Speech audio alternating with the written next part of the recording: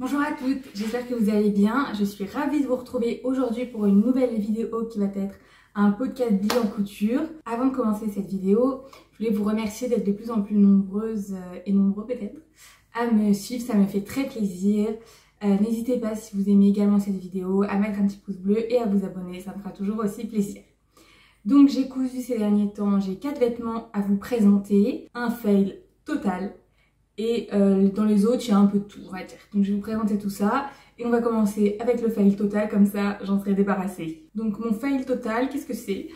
C'est une jupe plissée, enfin ça devait l'être, parce que du coup je ne porte pas ça. Alors déjà, il y a eu beaucoup de soucis sur cette jupe. Tout d'abord le tissu. Lorsque je l'ai reçu, je n'avais pas vu que c'était précisé dans quel sens étaient les plis sur le tissu. Donc moi je pensais qu'ils étaient dans l'autre sens. Je sais pas si vous voyez ce que je veux dire par rapport à la lisière. Je sais plus si je pensais qu'ils étaient parallèles et qu'en fait ils étaient perpendiculaires ou le contraire. Mais du coup lorsque j'ai calculé la quantité nécessaire de tissu qu'il me fallait, je n'en avais pas la bonne. Et après j'étais voir sur le site, donc je l'ai commandé sur Mondial Tissu. Et c'était bien précisé dans quel sens étaient les plis. C'est juste que je n'avais pas dû lire, comme ça m'arrive souvent de ne pas lire ce genre de détails. Donc ça c'était mon premier souci. Mais je me suis dit c'est pas grave, qu'à cela ne tienne. Je vais couper en deux et je ferai une couture au milieu. Parce que moi, du coup, de base, je devais pas faire de couture. Et là, je me suis dit, bah, si je coupe et qu'après, je fais une couture, je sais plus comment, ça ira. Et alors, effectivement, ça aurait pu passer parce que ma couture est là. Donc, pile sur le pli. J'ai regardé comment bien faire sur le pli pour ne pas que ça se voit trop. Mais est arrivé un autre problème. C'est que dans tous les tutoriels que j'ai regardés ou trouvés sur Internet pour coudre une jupe plissée, les plis ne sont pas tous de la même taille. Ce que j'entends par là, c'est que moi, vous regardez, je sais pas si on voit à la caméra, mais en gros, que ce soit le pli qui va vers l'intérieur, vers l'extérieur, vers l'intérieur, vers l'extérieur, c'est exactement la même taille. Alors que lorsque vous regardez dans les tutoriels, il y en a un des deux qui est plus petit que l'autre. Du coup, lorsque vous repliez votre tissu pour avoir un beau plissé, en fait, vous pouvez coudre pour fixer les plis. Alors que moi, je ne pouvais pas coudre pour fixer les plis. Donc j'étais hyper embêtée, je me suis demandé comment j'allais faire. Je me suis dit, bon, bah, je vais passer à un fil de fronce, ça va être moins beau. Ce qui est le cas d'ailleurs, c'est moins beau. Mais tant pis, au moins j'aurai ma jupe plissée. Mais là, on peut se dire, ok, ça passe. Bon, sachant que j'avais prévu de la doubler, mais du coup, je ne l'ai pas doublée parce que quand j'ai vu le final que j'ai essayé, ça n'allait pas du tout. Donc, j'ai pris ma mesure au niveau le plus large pour l'enfiler sans que ça pose de problème. Et l'élastique pour mon tour de taille. Et ça devait être hyper simple à coudre.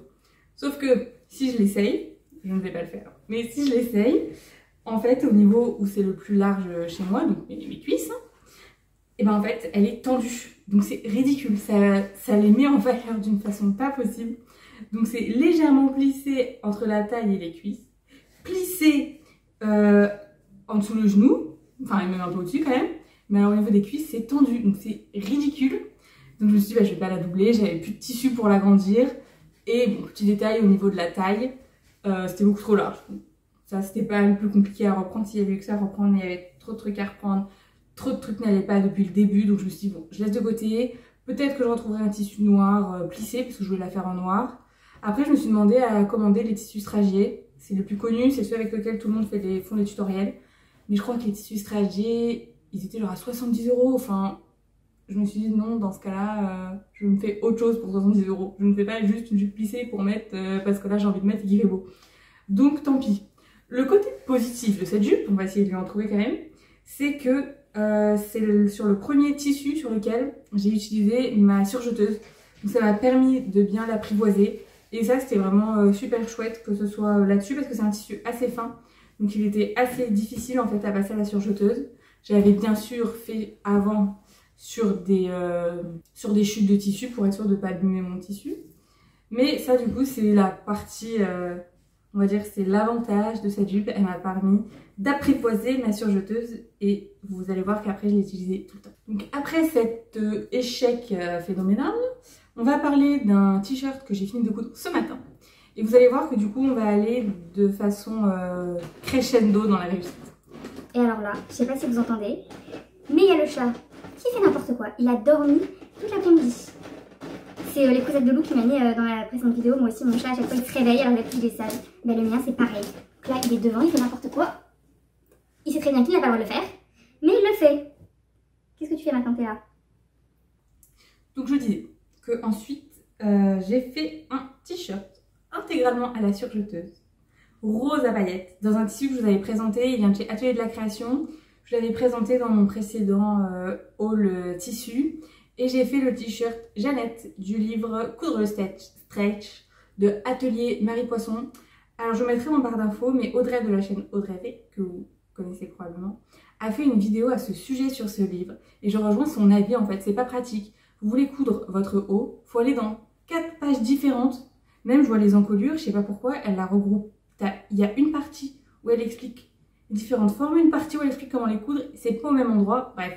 C'est pas très pratique, c'est vraiment le reproche que je fais à ce livre, comme elle aussi a dit c'est ça, et je suis tout à fait d'accord avec elle. Donc bon bref, toujours est-il que je suis partie de ce patron, parce que pour avoir un t-shirt basique, c'est quand même l'idéal. Alors, je l'ai cousu intégralement avec ma surjeteuse, trop contente, c'est la première fois du coup que je cousais intégralement la surjeteuse et que je ne faisais pas juste les finitions dans les bords. Donc je suis hyper contente parce que là où je l'ai fait à la surjeteuse, c'est là où il n'y a pas de vagues. C'est comme vous pouvez le constater. Au niveau des ourlets, des manches, ça me désespère. Et du bas, il y a des vagues, ça va pas du tout. Donc je pense que si j'ai la motivation, je découpe. Sinon, je laisse comme ça. C'est pas grave, en vrai, c'est pas très gênant. Mais je l'ai fait au point zigzag à ma machine à coudre. Je ne sais pas pourquoi ça a fait ça. Je voulais les coudre à l'aiguille double. Et puis je me suis rendu compte que je n'avais pas d'aiguille double chez moi. Donc j'irai probablement en acheter une rapidement. Et donc si j'ai la motivation, je défais, je recolle l'aiguille double. Sinon je laisse comme ça parce que c'est pas hyper gênant non plus. Sinon concernant le col, alors de base je voulais l'encolure ras du cou. Et vous verrez dans les images que je vous mettrai après, il est pas ras du cou. Enfin, il n'est pas non plus hyper décolleté, hein, loin de là, hein, très clairement pas. Mais il est pas ras du cou. Et en fait c'est parce que donc de base j'ai découpé les pièces exactement comme elle disait. Je l'ai fait en 38. Et j'ai découpé l'encolure de la longueur qu'elle disait, toujours en 38. Sauf que elle disait qu'il fallait faire 4 cm de large. Et quand j'ai fait 4 cm de large et que j'ai cousu à la surjeteuse, j'y suis allée un peu fort. Et du coup en fait j'avais plus de bande d'encolure, genre c'était ridicule. J'avais juste mon petit surjet là qui était ridicule. Donc qu'est-ce que j'ai fait? J'ai décousu, enfin j'ai pas décousu parce qu'on ne peut pas découdre, mais j'ai coupé. Donc j'ai réagrandi mon encolure une fois. J'ai découpé une nouvelle bande d'encolure plus grande, mais j'ai fait les mesures totalement au pif. Je l'ai cousue et là il y avait, elle était pas assez longue, du coup ça plissait de partout. Donc j'ai redécoupé une 3e fois et là cette fois j'ai bien mesuré, j'ai suivi le pourcentage d'élasticité et du coefficient qu'elle donne pour trouver la longueur de la bande d'encolure en fonction. Et bon, c'est bon, j'ai réussi à le faire. Ce qui est bien, c'est que vraiment avec la surjeteuse, pour le coup, le reste se coud tout seul. Enfin, mis à part mes ourlets qui me désespèrent, hein, le reste vraiment, ça va tout seul, ça va hyper vite. Et pour l'encolure, si vous respectez bien du premier coup, bah écoutez, il n'y a pas de problème que ça se passe mal. Donc voilà, ce petit t-shirt, j'adore le tissu. Ce que je n'ai pas précisé sur le tissu, on pourrait se dire qu'il gratte, puisqu'il y a du lurex. Je ne sais pas si on voit la caméra, je crois que sur ma vidéo précédente, on ne voyait pas très bien. Mais bon, bref, il y a du lurex. Donc c'est pas très agréable quand vous le touchez. Quand vous le cousez, vous avez des paillettes partout chez vous après. Mais à l'intérieur, il n'y a pas de lurex. Donc c'est tout doux. Et ça, c'est pas mal. Bon, il est un peu chaud pour la saison, là, parce qu'on est en été. Mais comme le soleil ne venait pas, je me suis dit, c'est pas grave, je vais faire des vêtements un peu plus chauds. Et le soleil est arrivé. Donc je ne sais pas quand est-ce que je vais le mettre. Mais je vais attendre un petit peu. Fin de l'été, début de l'automne, ce sera parfait.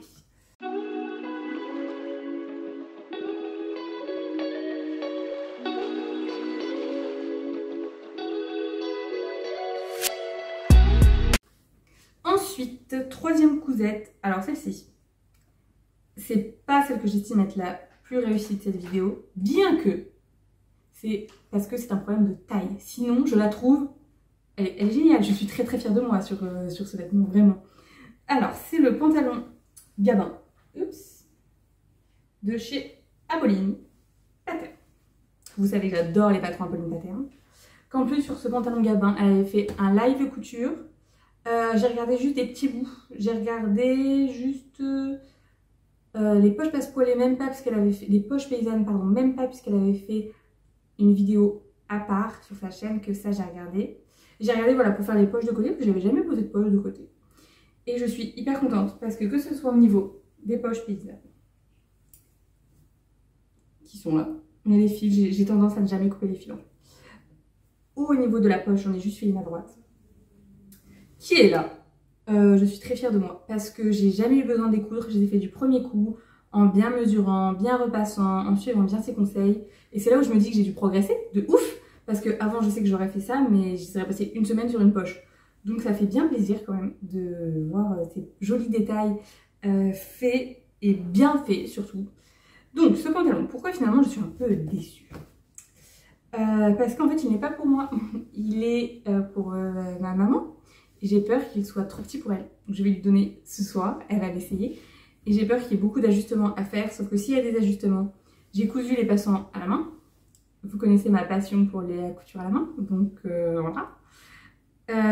J'ai fait la parmenture, j'ai fait les plis, donc s'il est trop petit, il va falloir que j'ouvre tout, que je modifie la taille des plis, que je diminue mes marges de couture à l'intérieur. Bref, ça va être une galère sans nom. Donc je ne sais pas, peut-être qu'il lui ira, je prie pour qu'il lui aille. Sinon on verra avec elle comment on peut faire. Donc le tissu, c'est elle qui l'a acheté, c'est elle qui l'a choisi. Alors elle m'a dit que c'était un tissu d'ameublement, là dans le magasin où elle a été, mais bon ça ne se voit... Enfin, ça fait pas tissu d'ameublement. Hein. De base elle voulait du lin orange, mais elle n'a pas trouvé là où elle a été. Et elle voulait pas que je le commande sur internet, donc elle a été le prendre en magasin. Sinon au niveau des finitions, si on le retourne, hop, j'ai donc fait mes finitions à la surjeteuse. Mon fil beige parce que je voulais pas racheter 3 bobines énormes orange. Je me suis dit que du beige c'était à l'intérieur, ça n'allait pas se voir. Enfin c'est du beige blanc. Donc c'est plutôt pas mal. Encore une fois je vais pas couper mes fils. Il faut que je les coupe. Et donc voilà, toutes mes finitions à l'intérieur sont comme ça. Et là vous allez voir, fallait entoiler. Donc j'ai pas tout compris pourquoi fallait entoiler, du coup l'entoilage se voit. Mais là, du coup, c'est pas surjeté. J'ai vérifié plusieurs fois sur la vidéo. C'est bien comme ça qu'elle disait de faire. Bon, un vrai petit mystère. On verra si ça tient dans le temps. Hein. Si ça tient pas, je reprendrai. C'est pas un souci. Mais voilà, sinon, je suis hyper contente des détails. Mais c'est vraiment la taille qui me dérange. Donc, je vous dirai plus tard si ça lui a été. Et aussi, légère modification. Elle disait de faire 5 passants. J'en ai fait que 3. Parce que je me suis dit que déjà 3. S'il fallait découdre en plus, c'était largement suffisant. Alors, ce pantalon, je souhaite me le faire également pour cet automne. Et j'ai vu que Raphaël DVN, que vous devez connaître également, a mis un haul Dries & sur sa chaîne. Je n'ai jamais commandé sur ce site et ça me tente parce qu'il y en a beaucoup qui commandent et j'ai l'impression que pour le prix, ça a l'air juste dingue ce qu'on peut trouver. Donc si jamais d'ailleurs vous avez commandé sur Dries & n'hésitez pas à me laisser votre avis en commentaire, comme ça me donnera différents avis. Et donc Raphaël DVN a acheté un lin viscose marron chocolat. Et en ce moment j'ai envie de tout faire en marron chocolat terracotta. C'est vraiment mes couleurs, genre du terracotta au marron chocolat. J'ai envie de tout coudre là-dedans. Donc je me dis, un pantalon gabin à ma taille, parce que celui-là est trop grand pour moi. En chocolat, dans un lin viscose. Ça me vend du rêve pour cet automne. À mettre avec un petit haut beige ou blanc. Voilà, je suis fan. J'ai hâte. Et sinon, au niveau de la difficulté, du coup, moi je trouvais que c'était pas très compliqué. Il y a beaucoup de détails comme je vous l'ai dit, mais comme c'est bien expliqué, ça va tout seul finalement. Et je l'ai cousu en pas si longtemps que ça non plus, donc franchement ça se fait très bien. Hello, c'est la Caroline du montage. Je fais comme Audrey V dans ce magnifique décor parce que je suis chez mes parents. Donc du coup j'ai donné finalement le pantalon à ma mère et elle a beaucoup aimé, il lui va, je suis trop contente. Donc je vais pouvoir vous mettre une petite photo.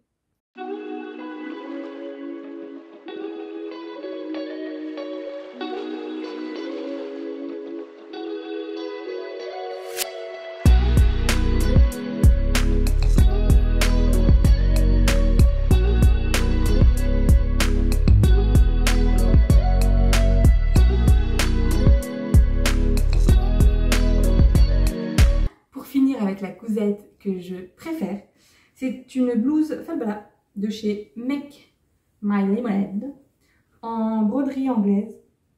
J'ai réfléchi, oui c'est bien la broderie anglaise et je l'ai commandée sur le site Atelier de la Création. Alors il faut savoir que la blouse Falbala c'est la première blouse que j'ai faite lorsque j'ai commencé la couture, enfin c'est la première blouse que j'ai faite avec des vraies manches. J'avais galéré, c'était il y a un an à peu près, un peu moins d'un an, j'avais galéré comme pas croyable à monter les manches, surtout j'avais pris un tissu qui glissait énormément, c'était une vraie galère. Et je sais que j'avais du mal à poser le biais. Alors que là, j'ai voulu faire des jolies finitions. Et d'ailleurs, si à ce propos, si vous voulez des conseils pour faire des jolies finitions, je vous conseille la vidéo de Célia K. Je suis désolée, je l'appelle Célia K dans ma tête. Je vous mettrai son nom quelque part, parce que à la fin, il y a trop de R et de N, j'arrive pas. Désolée. Voilà, elle a fait une super vidéo pour les finitions. Donc je vous invite fortement à aller la regarder. Et donc pour les finitions, j'ai décidé de faire une doublure. Donc je vais la retourner, ça sera plus simple. Sauf au niveau des manches, pour garder l'effet de transparence de la broderie anglaise que j'adore. Je crois que c'est mon type préféré, la broderie anglaise. Il y a encore des fils partout, c'est pas grave. Pour la doublure, je l'ai pris chez Mondial Tissu sur la même commande où j'avais commandé mon fameux tissu plissé. Et je n'ai pas envie de commander sur le site Mondial Tissu. Entre ce tissu plissé, l'échec de ma vie et cette doublure, on voit pas. Mais la qualité, mais il n'y a même pas de tissu en fait, c'était 10 € du mètre. Et le truc, et c'est un truc, c'est même pas un tissu, il est fin, mais j'ai pris viscose blanche basique pourtant, parce que je voulais pas un polyester dans lequel j'allais transpirer. Et cette viscose, c'est pas une viscose, enfin, c'est peut-être une viscose, mais on dirait un drap de mamie. Enfin, même pas, c'est beaucoup plus épais que ça, un drap. Hein. Bref, c'est une doublure, donc voilà. Mais si jamais vous voulez faire un vêtement avec cette viscose, c'est pas possible. Enfin, il faut doubler avec autre chose, quoi. Avec 2 viscoses, et encore, vu la transparence du truc, il faudra 4 épaisseurs, je pense. Donc, je vous déconseille ce tissu, tout ça pour dire. Donc, cette blouse falbala, je voulais me la refaire, parce que je ne porte pas la première version que j'ai faite. Et je suis hyper contente, parce que j'adore la broderie anglaise. Et elle est doublée, donc le col est beaucoup plus beau. Après, j'aime pas trop l'encolure bateau de base. Et celle-ci a une encolure bateau. Mais je le savais, je voulais pas la modifier. Voilà, il y a un petit V dans le dos derrière. Les traces de crayon, c'est parce que j'ai pas enlevé, j'avais noté les pins. Bref, j'en ai. Et j'ai eu par contre un léger souci au niveau des volants. Ah oui, et d'ailleurs les volants, trop contente. J'ai pu les surjeter. Et comme c'est une broderie anglaise qui a déjà un peu des froufrous, bah ça choque pas, je trouve, que ce soit surjeté et pas des petits ourlets. De base, je voulais faire des ourlets mouchoirs. Je m'étais chauffée, hein. Et puis j'ai fini à la surjeteuse parce que j'étais trop contente de l'avoir. Et je suis très contente d'avoir fait ça.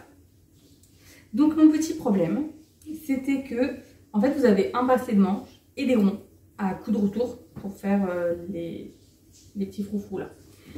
Et sauf que j'avais un rond qui était beaucoup plus grand que la manche. Je ne sais pas ce qui s'est passé. Au début, j'ai tenté de coudre, je sais pas trop comment. Et en fait, j'ai tout simplement posé un fil de fronce. Dans le commentaire de la vidéo, il y a une personne qui lui a demandé comment faire, j'ai de l'embu. Et bah, j'ai posé un fil de fronce. Donc si ça vous arrive, vous pouvez poser un fil de fronce. C'est ce que j'ai fait. En plus, c'était le deuxième, donc je me suis dit, on verra. Enfin, c'est dessous. Donc ça se verra pas qu'il y a un fil de fronce. Enfin, j'entends par là que s'il y a des petites fronces qui sortent, ça se verra pas. Et comme je les ai bien répartis, ça ne se voit quasiment pas. Donc je suis trop contente de cette blouse. Ça, c'est le genre de vêtement que vraiment, quand je vais couper les fils, je pourrais porter tout le temps. Mais